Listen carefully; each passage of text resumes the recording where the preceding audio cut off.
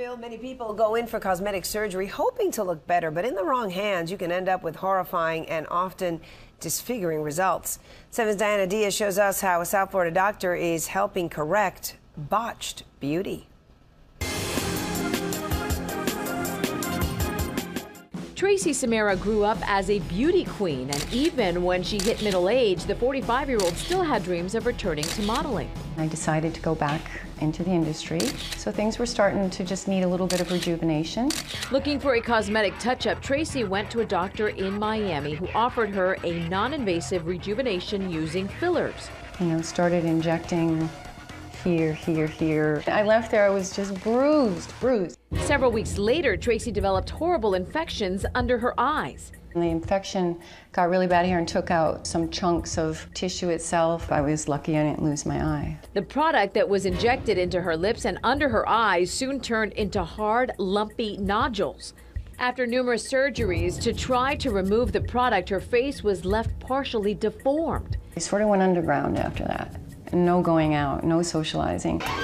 After years of doctors refusing to help her, Tracy has finally found some hope.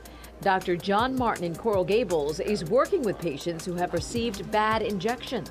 The most common illegal product we see being injected is something called biopolymer, and this is a type of silicone. After about 2 to 3 weeks, it can start to form what we call granulomas, which are inflammatory nodules. Dr. Martin is now using ultherapy to try to break up the nodules, which is a deep ultrasound heating unit that is actually used to tighten the skin around the necks.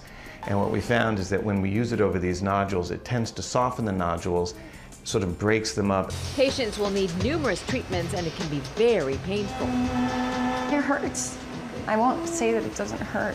This is a picture of a South Florida woman who didn't want to be identified. You can see the difference in her lips before and after the ultherapy treatments. As for Tracy, she's had 5 treatments, and Dr. Martin says she will eventually be able to have some corrective surgery.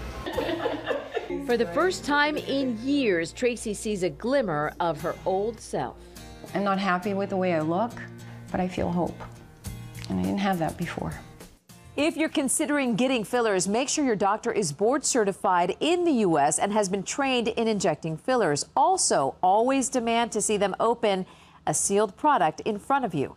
If you'd like more information, head to our website, WSVN.com. In the Plex, I'm Diana Diaz, 7 News.